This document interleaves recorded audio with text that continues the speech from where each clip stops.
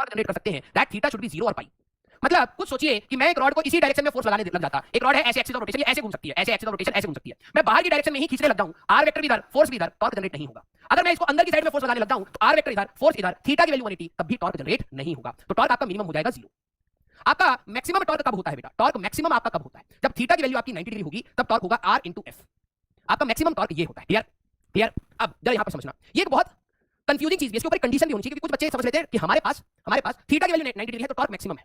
लेकिन जब ये चीज समझना, अगर मैं आपको यहां पर एक दरवाजे का एग्जांपल देता हूं कि मान लीजिए कि आपके घर पे एक दरवाजा है इस प्रकार से, ठीक है, ओके, और यहां पर वो हैंडल लगा हुआ था। सारे बच्चे बताना ये दरवाजा इस प्रकार से घूम सकता है, अगर मैं इस हैंडल पर एक फोर्स नीचे की डायरेक्शन में लटक जाऊं तो क्या दरवाजा घूमेगा? हाँ या ना? बोलो भाई, हाँ या ना? अरे बोलो भाई।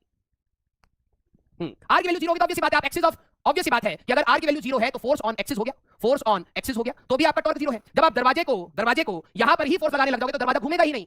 बहुत सही, टॉर्क 0 है उसमें। क्लियर?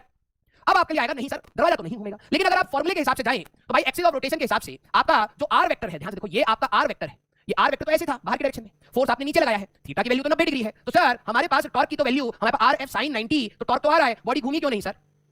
ये अब डाउट हमारे लिए इंपॉर्टेंट है, क्योंकि ये जिस एक्सिस पर घूम सकता है that is called axis of rotation. ध्यान से सुनना, ठीक है, ध्यान से सुनना। ये जैसे मान लीजिए यही दरवाजा है, ये इस एक्सिस के अबाउट घूम सकता है, मेरे हाथ इसके एक्सिस है, ये इस एक्सिस के अबाउट घूम सकता है। अगर मैं फोर्स नीचे लगा रहा हूं, नीचे आर वेक्टर ऐसे है, आर क्रॉस एफ करोगे, एक्सिस ये है, एक्सिस आपकी ये है। अगर मैं इस एक्सिस में अगर पकड़ लूं, देखो मैंने अगर इस एक्सिस में अगर इसको पकड़ लिया, ऐसे फोर्स लगाने के बाद ये घूमेगा, लेकिन अगर एक्सिस टॉर्क की डायरेक्शन से अलाइन नहीं है, आर क्रॉस एफ करोगे, टॉर्क आपका ऐसा है, एक्सिस आपका ऐसा है, तो नहीं घूमेगा। लेकिन अगर मैं एक्सिस को ऐसे ही कर लूं, मतलब ऐसे पकड़ लूं, तो घूम जाएगा। देखो ये फोर्स अगर मैं लगाऊंगा तो घूम जाएगा। तो क्या आपको एक इंपॉर्टेंट बात समझ आई कि आपके लिए for rotation of a body, for rotation of a body सबसे इंपॉर्टेंट चीज, torque must be aligned, torque must be aligned with axis of rotation, with axis of rotation, तभी आपको बॉडी घूमती हुई दिखेगी, अदरवाइज ये फॉर्मूला किसी काम का नहीं बनता है। क्लियर?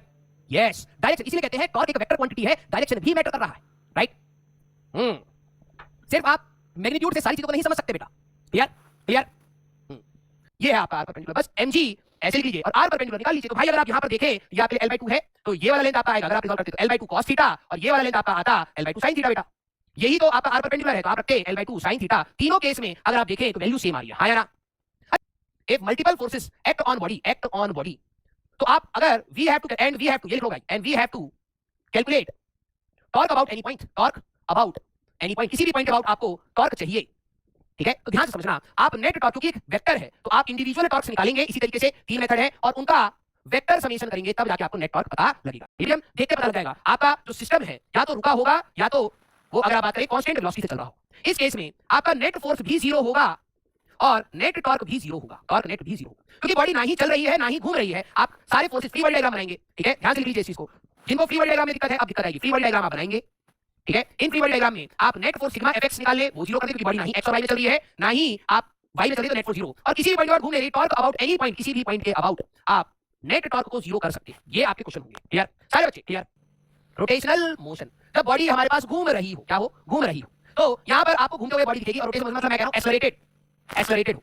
एंगुलर ओमेगा की बात करें, ओमेगा बढ़ता जा रहा हो, एंगुलर स्पीड बढ़ रही हो या अल्फा हो, ठीक है? एक्सेलरेटेड मैं यहां पे कह देता हूं अल्फा हमारे पास हो, ठीक है? तो रोटेशनल, प्योर रोटेशन में सिर्फ बॉडी घूमते हुए दिखाई देगी, चलते हुए नहीं दिखाई देगी, ठीक है? तो आप यहां पर भी फ्री बॉडी डायग्राम बनाएंगे। सेकंड, आप अपने torque about axis of rotation is equal to I alpha करेंगे। अब ध्यान समझना, आई आपको निकालना सिखाया है, about axis of rotation into alpha आप लिखेंगे। नेक्स्ट इंपॉर्टेंट चीज आपके लिए जो अल्फा आएगा that is torque about axis of rotation upon moment of inertia about axis. अगर आपका अल्फा कांस्टेंट हो गया तो काइनेमेटिक्स की इक्वेशन आपकी वैलिड है, ठीक है? काइनेमेटिक्स की इक्वेशन आपके लिए वैलिड हो जाती है, जैसे काइनेमेटिक्स वहां पर था। तो यहां पर अल्फा अगर कांस्टेंट है तो मैं यहां लिख सकता हूं omega final equal to omega naught plus alpha T, theta equal to omega naught T plus half alpha T square, omega final का स्क्वायर माइनस ओमेगा नॉट का square equal to 2 alpha theta. ये सारी चीजें यहां पर आ जाती है। Sir how to get a या बी होती है, हाथ में पकड़ते हो। अगर मान लो आपके भाई लगा है ठीक है, पकड़ के भाई उड़ाएगा, ठीक है? वो पकड़ उड़ाएगा, वो ढील लेगा, पता ही है दैट इज प्योर रोटेशन। अब क्या होगा, हमारा भाई पकड़ के हमारे भाई उल्टा हाथ लगा रखा है, तुम कहीं और सुनाए भाई तुम्हें उल्टा चली छूटेगी, तो जो भी होगा आई about axis of rotation into alpha आपका रहेगा। फिर आपको यहां पर सॉल्व करना है। क्लियर? क्लियर? बोलो भाई। Yes sir, very good. चला अब हम लोग मोशन के क्वेश्चन को देखते हैं, ठीक है? मैं एक स्टैंडर्डाइज्ड क्वेश्चन ला रहा हूं, इसी के ऊपर कई सारे क्वेश्चन आए हैं कि मासलेस होती है, मासलेस होगी, फ्रिक्शनलेस होगी। बेसिकली लॉ ऑफ मोशन में आपकी जो पुली होती है do not rotate, pulley rotate नहीं करती, ठीक है? इसीलिए अगर आपकी कोई भी पुली है, एक साइड अगर टेंशन की है तो दूसरे साइड भी टेंशन की है, क्योंकि पुली रोटेट नहीं करेगी तो टॉर्क 0 होगा। तो चलिए देखना, एक पुली पर अगर आप ऐसे पकड़ोगे इधर घूमना चाहेगा, ऐसे पकड़ोगे इधर घूमना चाहेगा, क्योंकि घूम ही नहीं तो दोनों साइड के टॉर्क बराबर, टेंशन बराबर होते हैं। लेकिन इन रोटेशनल प्रॉब्लम्स आप जरा ध्यान समझना, इन रोटेशनल प्रॉब्लम्स आपको पुली के बारे में देखना है। रोटेशनल प्रॉब्लम्स आपके लिए पुली का अगर मास दे रखा है, पुली का मोमेंट ऑफ इनर्शिया आपको गिवन है, ठीक है? या बोल दिया पुली हैज फ्रिक्शन, कुछ भी ऐसी चीज दे दी, या फिर आपको मास और रेडियस दे दिया, ठीक है, और बोल दिया ये डिस्क है या सिलेंडर है, कुछ भी अगर आपको दे दिया, दैट मींस आपको मानना है pulley is going to rotate, pulley will rotate, pulley will rotate. तो जो आपकी पुली होगी, अभी आप लॉज ऑफ मोशन में दोनों साइड टेंशन सेम लेते थे, इस बार आपका टेंशन दोनों साइड अलग अलग होगा। क्यों? क्योंकि जो आपकी एक्सिस ऑफ रोटेशन है, इसका टॉर्क T1 * r ऐसे घुमाने की कोशिश करेगा, T2 * r ऐसे घुमाने की कोशिश करेगा। अगर पुली ओवरऑल घूम रही है तो इसने टॉर्क ज्यादा दिया होगा, जिससे दोनों का सेम है, तो T1 और T2 अलग अलग होंगे। हम सब करिए अगर आप इस चीज को समझ पाए, बात करते हैं, ठीक है। आपको एडवर्ड मशीन के क्वेश्चन आए तो आप सबसे पहले M1 इज ग्रेटर, मान के चलो M1 is greater than M2, तो सबसे पहले आप कीवर्ड डायग्राम बनाएंगे, सर कीवर्ड को लगाओ एल, इतना तो तुम भी हो T1, अब एक ही आगे अलग टेंशन ले T1, यहां पर टेंशन हो जाएगा आपका T2, यहां टेंशन हो जाएगा आपका T2, और यहां है M2G, इसका वजन M2G। फिर यहां पर ध्यान से देखना, अगर ये वाला नीचे A एक्सेलरेशन से जाएगा तो ये अल्फा कुछ रोटेट करेगा और ये ऊपर A एक्सेलरेशन से जाएगा। क्लियर? क्लियर? आया ना? क्लियर? अगर कोई बात 2 साल आप पढ़ाई के लिए, कुछ बच्चे को एक बच्चा ऑब्जर्व बैक, अगर इसी इक्वेशन आप लिखेगी M1G - T1 = M1A, ठीक है। ये पुली घूम रही है यार, इस पुली के लिए देखा जाए तो ये प्योर रोटेशनल में है ना, प्योर रोटेशनल में है, तो इसका नेट टॉर्क निकाल के I अल्फा करना पड़ेगा। तो देखो ये वाला T1 * r जो हमारे पास टॉर्क है, T1 * r जो इस साइड घुमाने वाला टॉर्क है, माइनस T2 * r जो अपोजिट डायरेक्शन में घुमाने वाला टॉर्क है, नेट टॉर्क आ गया। देखो फोर्स इनटू परपेंडिकुलर डिस्टेंस, तो T1 * r इधर घुमाने का टॉर्क, T2 * r इधर घुमाने का torque equal to I * alpha. ये आ गया। सारे बच्चे बताना, तीसरे के लिए देखा जाए ट्रांसलेशनल ऊपर आ रहा है, तो T2 - M2G = M2A, इस प्रकार से आपका तीन इक्वेशन बनी है। आया? स्लिप नहीं कर रहा है। अगर आप ध्यान से देखिए, ये धागा था, ये यहाँ पर आपका ब्लॉक है, मैंने क्या बोला है, ये constraint, this is rotational constraint. अगर आपका ये A एक्सेलरेशन से जा रहा है तो ये धागा A एक्सेलरेशन से है, और ये पुली अल्फा से घूम रही है, तो टेंजेंशियल एक्सेलरेशन क्या होगी? r alpha. सारे बच्चे देखना, एक सर्कुलर मोशन में टेंजेंशियल एक्सेलरेशन होती है अल्फा। इस रोप का अगर मैं बात करूं लेंथ कभी चेंज नहीं करेगा, तो आपके लिए हर समय दोनों एंड की वेलोसिटी और दोनों एंड का एक्सेलरेशन सेम है, तो A = r अल्फा यहां पर होना चाहिए बाय पुली यार थ्रेड कंस्ट्रेंट। आया? थ्रेड डेरिवेशन मत करिए, थ्योरम कह रहा हूं उसको। ये अच्छा, इसको equal to I alpha by r, ये r यहां ले जाओ, ये दिखाई नहीं है, माइनस M2G = M2 * A। फिर अल्फा को आप A बाय r रख दीजिए बेटा, राइट। तो आपकी इक्वेशन बनेगी that is M1G - T1 = M1A, यहां बनेगा T1 - T2 = IA bye r square, और यहां बनेगा T2 - M2G = M2 * A, इस प्रकार से। By the way internal load system में कैंसिल आउट हो जानी चाहिए, आप आएगा M1G - M2G divided by M1 + M2 + I by r square * A = A। इस चीज को ये आगे दिल बना दो, किस चीज का? ये एक्सेलरेशन आपको कभी निकालना हो, एक पुली है जिसका मोमेंट ऑफ इनर्शिया I है, रेडियस है r, ठीक है। यहां पर M1 है, यहां पर आपका M2 है। ध्यान से देखना भाई, ये कितने एक्सेलरेशन से चल रहा होगा। भाई देखो, इसका वजन जो है M1G, ये ले जाने वाला फोर्स है, M2G दूसरे साइड से रोक रहा है। आपको भी पता है कि एक्सेलरेशन आप लिखते हैं नेट फोर्स बाय नेट मास, है ना। तो मैं सिस्टम का एक्सेलरेशन आप डायरेक्टली लिख सकते हैं, ले जाने वाला फोर्स है M1G, जिसको ये चीज समझ आ रहा है, दिल बना देना, ये दूसरी साइड रोकने की कोशिश कर रहा है, minus M2G divided by total mass, एक है M1, एक है M2, और इस पुली का अगर मैं बात करूं I by r square, effective mass आपका ये आ जाएगा। क्लियर? क्लियर? क्लियर? मार्क चाहिए वैसे तो आप रख लीजिए, क्योंकि आपके पास नहीं है। क्लियर? क्लियर? राइट। अब जब ये इस टाइप से चलने की बात हो रही, दोनों का I बाय r है, तो आप एक्सेलरेशन A अगर आपको निकालना है, तो ले जाने वाला फोर्स बताना किसका मैच हो रहा है, रोकने वाला फोर्स, इसका वजन, नेट फोर्स आ गया सिस्टम में, टोटल मास M1 + M2 + 2 पुली है 2I बाय r स्क्वायर, किसका ये एक्सेलरेशन आ गया भाई?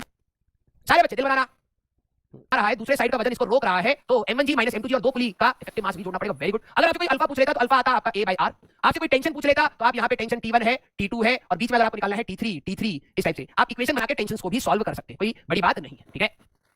क्लियर? या जिसका मास है इसका कोई लोड नहीं लेना, ये वही है कि आपने चक्री में से धागा लिया, दूसरी पुली पे से पास करके M दे दिया। यहाँ पर अगर आपको एक्सेलरेशन की बात करें, इसी का मास होगा डिवाइडेड बाय मास, इस पुली का कोई मास नहीं है, घूमी नहीं रही, इसको नहीं लेना, I by r square, this will be your answer. अगर आपको अल्फा चाहिए तो A बाय इसका रेडियस r कर देना, अल्फा आ जाएगा। क्लियर है क्या?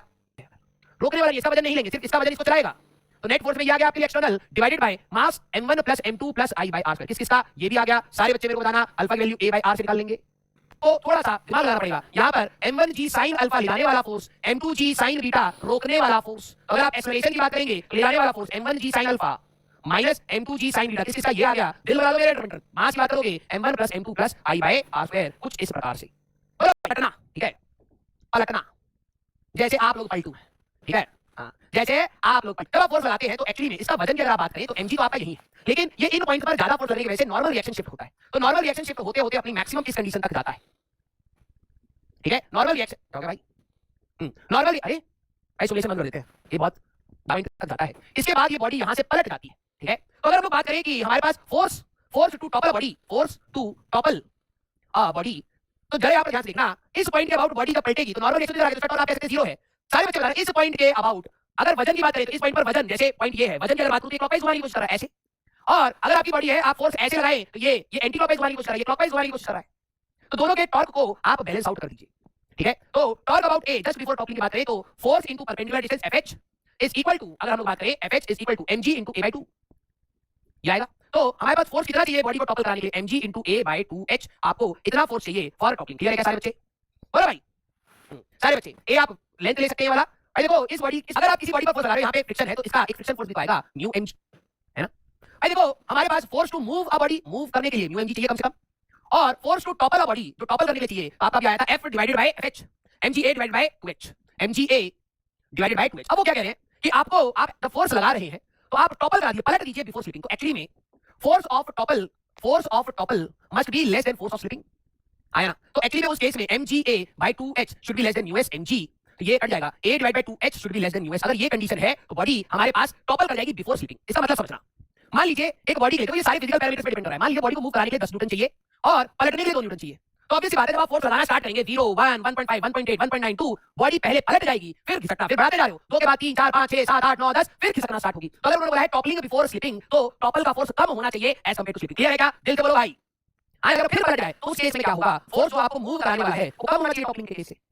ये आपको क्वेश्चन में कंडीशन आ सकती है, ध्यान रखना यहां पे us mg should be less then हमारे पास mga by 2h। तो इस केस में us की वैल्यू अगर a by 2h से कम है तो बॉडी पहले चलेगी फिर पलटेगी। Clear? Sir it still topple applied और उसकी वजह से बॉडी घूमना स्टार्ट कर दे तो work done by torque, work done by torque हमारे पास क्या होता है भाई, सारे फॉर्मूले में वहां फोर्स डॉट डिस्प्लेसमेंट है, यहां टॉर्क डॉट डी थीटा है। Clear? Torque dot d theta है, that is work done by torque. और काइनेटिक एनर्जी अगर आप बात करें तो ध्यान समझिए, अगर एक बॉडी m मास की v स्पीड से चल रही है तो इसकी काइनेटिक एनर्जी आपके लिए क्या होती है, हाफ mv स्क्वायर। ठीक है? अगर एक m मास की बॉडी घूम रही है ओमेगा से तो रोटेशनल है, काइनेटिक एनर्जी मास की जगह आपका i आ जाएगा, v की जगह ओमेगा आ जाएगा, ये होता है। इसके बाद हमारे पास आने वाला है रोलिंग मोशन। आप सभी लोगों को ये बात पता है, अगर कोई बॉडी डगरावता पलट गोल घूम के आगे चल रही है, ठीक है, तो इसके पास जो टोटल काइनेटिक एनर्जी है that is kinetic energy translational भी है और काइनेटिक एनर्जी रोटेशनल भी है। क्लियर? तो यहाँ पर आप हाफ mv का square plus half i omega का स्क्वायर, अगर आपको काइनेटिक एनर्जी टोटल लिखनी है तो आप इस प्रकार से लिखेंगे। क्लियर? क्लियर? सिमिलरिटी मैं बता रहा हूं, सारी सिमिलरिटी आपने जो पीछे की पढ़ी हुई है, वर्क डन का फार्मूला, काइनेमेटिक्स इक्वेशन, सारी चीजें वही हैं। तो वर्क डन का formula half change in kinetic energy final minus kinetic energy initial का ही फार्मूला यहां पर भी रहेगा। ठीक है? पावर का आपको जैसे वहां पे पावर क्या होता था, f डॉट v, तो यहां पर रोटेशन में अगर पावर अगर आपको कहीं आ जाए तो टॉर्क डॉट ओमेगा, ये आपका पावर होता है। फोर्स की जगह यार टॉर्क आ जाएगा, v की जगह ओमेगा आ जाएगा। क्लियर? क्लियर? अरे बोलो भाई क्लियर? अब क्वेश्चन करते हैं जरा इनके ऊपर। ठीक है? जरा देखिए कौन इसको सॉल्व कर पाता है, लेट्स सी कौन कौन सोच पाता है। जब आपने इस डिस्क को जमीन पर रखा है, मेहरबान कदरदान, अगर आपने इस डिस्क को ओमेगा से घुमा के जमीन पर रखा है तो एक्चुअली में जैसी डिस्क जाएगी तो हर पॉइंट पर, ये आपका इस साइड घूम रहा है तो हर पॉइंट पर फ्रिक्शन इस टाइप से लगना स्टार्ट होगा और फ्रिक्शन एक अपोजिट टॉर्क जनरेट करेगा जो उसको रोकेगा। सारा सवाल यहां पर आ गया है ना? तो पहले हम लोग फ्रिक्शन निकालेंगे तभी तो पता लगेगा। तो मैंने क्या कहा कि भाई एक r रेडियस पर, ठीक है, dr थिकनेस पर, भाई देखो फ्रिक्शन होता है म्यू टाइम्स नॉर्मल रिएक्शन। तो अगर मैं बात करूं r रेडियस पर जो वजन होगा, ये dr थिकनेस पे जो वजन होगा dm, तो वो होता हमारे पास इसका सिग्मा इंटू 2 पाई r dr। तो सिग्मा कितना है जी, m upon pi r square into 2 पाई r dr। पाई से पाई कैंसिल हो गया, भाई ध्यान करना थोड़ा भारी है, कईयों को दर्द देगा। dm is equal to 2m r dr by r square. अगर मैं फ्रिक्शन की बात करूं, इस वजन की वजह से तो फ्रिक्शन डेवलप होगा, df friction that is mu times dm into g, है ना? तो ये कितना होगा, 2m r dr by r square into g। ये जो छोटे छोटे से फ्रिक्शन आए हैं इनकी वजह से टॉर्क कितना आएगा, जो छोटा सा टॉर्क बनेगा that will be force into perpendicular distance बेटा। तो ये कितना आएगा, 2m g by r square r dr perpendicular distance is r। आया ना भाई? भारी है, थोड़ा ध्यान समझना। भाई देखो फ्रिक्शन सेंटर पर भी लगेगा लेकिन इसका टॉर्क नहीं होगा, क्योंकि आपका जो भी फोर्स एक्सिस ऑफ रोटेशन पर है उसका टॉर्क होगा। हम क्यों इंटीग्रेट करें उसका लॉजिक समझना। जो फ्रिक्शन आपका इधर लग रहा होगा उसका एक्सिस से डिस्टेंस ज्यादा है, ज्यादा टॉर्क डेवलप करेगा। जो फ्रिक्शन इधर लग रहा है इसका एक्सिस से डिस्टेंस अलग है, ये अलग टॉर्क जनरेट करेगा। जो फ्रिक्शन सेंटर पर लग रहा है वहां पर हमारे पास टॉर्क जनरेशन नहीं होगा। तो basically torque due to friction variable है भाई, वेरी कर रहा है, और अगर वेरी कर रहा है तो जोड़ के निकालना पड़ेगा ना। हां sir, df equal to mu dmg कैसे बेटा, फ्रिक्शन तो वही रखा है। तो आपका ये स्मॉल टॉर्क आया, that small torque is 2 mg by r square dr। अब मैं इस टॉर्क को इंटीग्रेट करूंगा भाई, पहले टोटल टॉर्क अगर आप देखें तो इंटीग्रेशन ऑफ डी टाउ करना पड़ेगा। तो भाई डी टाउ डिटॉक्स कर दीजिए भाई क्वेश्चन को सॉल्व करके। 2 mu mg by r square, 2 mu mg by r square dr from 0 से r। पहले आप सबको इंटीग्रेट करके टोटल टॉर्क निकालिए भाई, क्या होगा, r क्यूब बाय 3। ये कितना होगा, 2 म्यू mg r बाय 3, ये आपका टोटल टॉर्क आया। अब आप कह सकते हो torque is equal to i alpha, आया ना? किसी से ये मैच कर गया भाई? हां 2 म्यू mg r, हां बहुत सही, r by 3 moment of inertia disc है half m r square into alpha. Alpha निकाल लीजिए भाई, कितना आ जाएगा, 4 m से m चला गया, mu g by 3r। Alpha आपका कांस्टेंट आया, तो अब आपको स्टॉपिंग टाइम पूछा था, omega final is equal to omega naught plus alpha T. ये 0 हो जाए, omega naught is equal to 4 mu g by 3r into t। तो 3r omega naught by 4 mu g that is the time. किसी से दिमाग से खून निकल गया भाई?